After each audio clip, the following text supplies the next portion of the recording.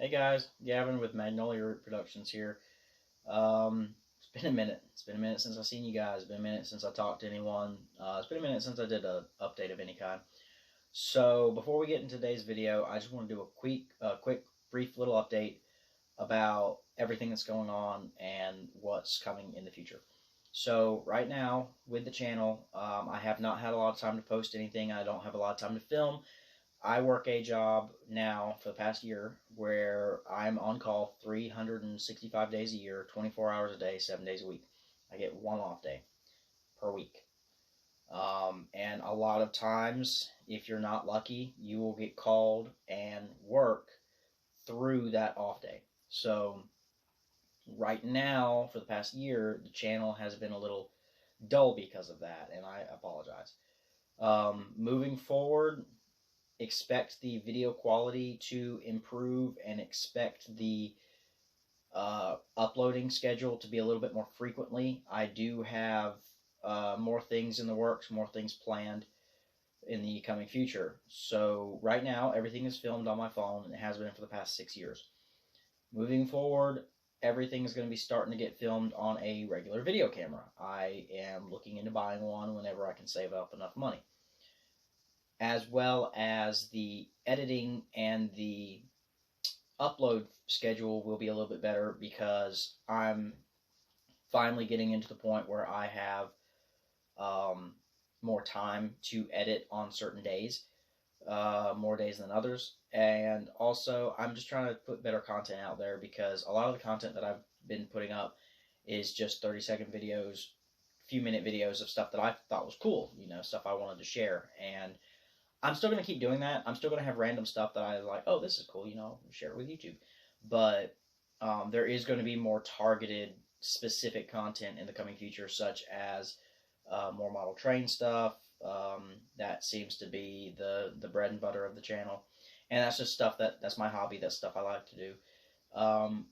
As well as, the channel is going to be split between that and stuff with my friends, just goofing off. Probably gaming and stuff in the coming future, so I'll be streaming and whatnot. But that's pretty much all I wanted to get out of the way, was just give you guys a brief little update and a brief little backstory as to what's been going on and why you haven't really seen me lately.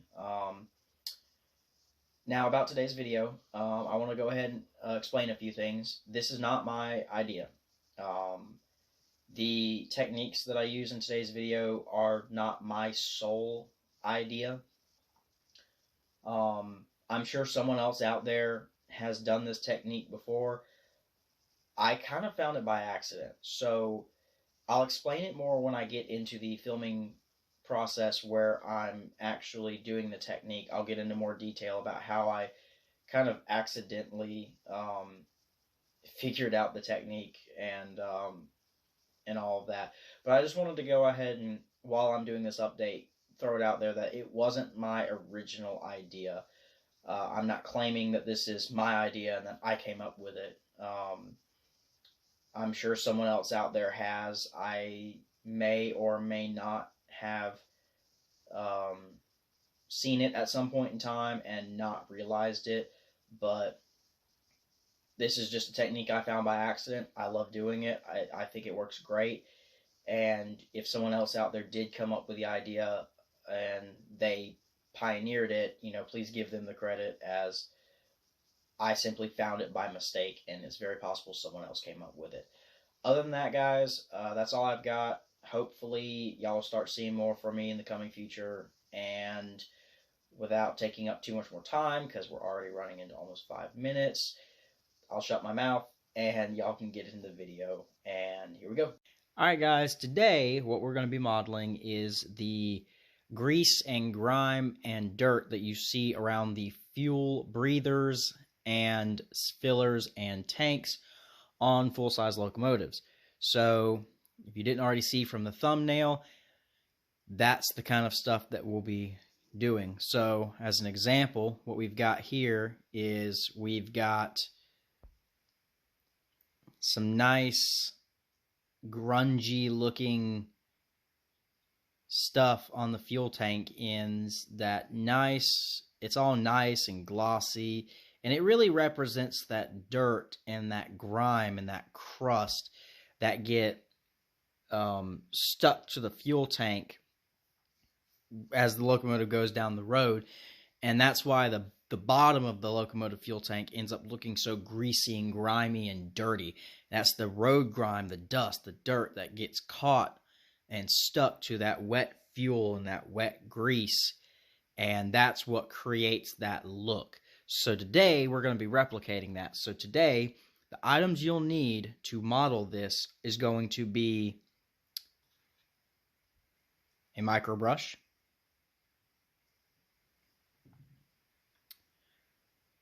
Vallejo carbon black weathering powder, Vallejo engine oil stains or diesel stains. I use both, but I prefer oil stains if I can find it.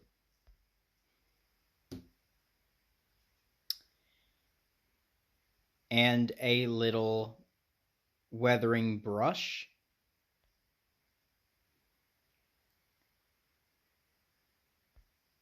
And gloss coat. Also, I'm not sponsored by any of these companies. However, if you would like to sponsor me, send it my way. So anyway, today, what we're going to do is we're going to get started. So, what you want to do, first and foremost, is take your micro brush and go ahead and take your oil stains. So, first and foremost, what you'll want to do is take your oil stains, get just a nice little bit. You don't need a whole lot, but you want just enough. And then you'll take the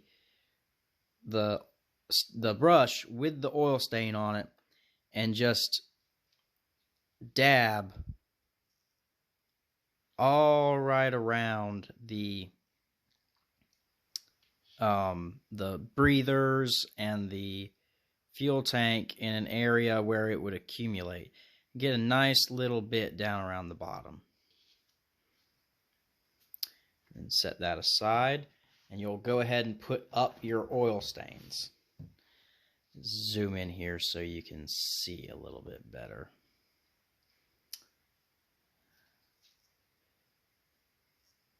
So that's what you want it to look like first and foremost. Then, I'll go ahead and leave that right there. Then what you'll do is you'll take your Vallejo carbon black, set that to the side. I meant to take it to the side. Take your brush and just get just a little bit on there. Just not much. Take the excess and dump it off. And then all you do is you hold that up and you gently shake the powder onto the still wet material. Dab it in a little bit.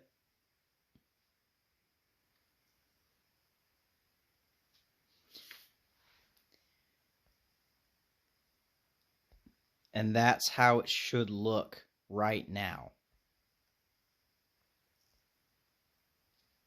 So now, give a few taps, get the excess off. Look at it, make sure it's the way that you want it. And then once you've got it the way that you want it, you'll take the micro brush and you'll come in with another coat of the oil stains. And this is more or less just to cement that color in there, so that greasy color. So you'll just come back in and just dab it back over all of that black carbon powder that you just dumped on there. And it'll look like wet, greasy tar for the first half hour. So that's all you want to do to begin with. So you'll just leave it like that, and just kind of set it out there to dry for a little while, and then we'll come back to it once that is dry. So that's the technique. That's all it is. You can do more layers of powder if you want. All you have to do is just take the micro brush and just go back over the area, more layers, and then do more layers of the powder if you want it to be really thick. If you just want a thin coat like what we're doing here, just for like one breather, you only really need one coat of the powder. If you were doing something like the other fuel tank where the whole bottom line is like this, if you're doing where the whole bottom line is wet and greasy, you'll want to go back over it with several more layers. But we're going to let this dry, and we'll come right back to it once we're ready to put the gloss coat down. Alright guys, we're back, and it's been about 20 minutes. So some parts of this will dry completely flat. Others will keep a little bit of the gloss from the oil stains. But you want to let it dry for about 20 minutes or so, roughly, to just let that stuff dry completely before you go to put the gloss coat down. I always use gloss coat because a lot of these other weathering fluids, they dry glossy, but they don't seal. So what you want to do is you want to take your gloss and just get yourself just a little bit. I like to just go in the cap and just get that little bit out of the cap. And then all you do is you just go back over it, just like we did with the just like what we did with the oil stain material, and you just want to dab back over everything with your gloss coat. If you need to get more gloss, you just go back in that cap, get a little bit more, and then just go back over it, touching up all those sides, getting it all nice and glossy, and just really adding that look to it. So what's going to end up happening is you're going to get that nice, good, glossy sheen, and you can tell it has that texture to it. That texture is from the powder. So once that gloss coat goes on and it dries, the gloss coat dries usually in about 10 to 20 minutes.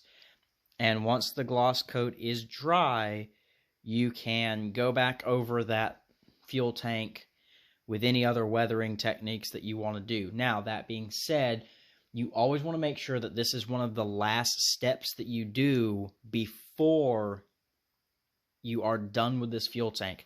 Once that gloss coat dries, once this gloss coat dries all down in there, you don't want to go in there with any kind of other clear coats or flat coats. That seals the weathering powder and the weathering fluid, and it seals it in a gloss varnish. So you don't have to worry about it coming off, rubbing off on your hands.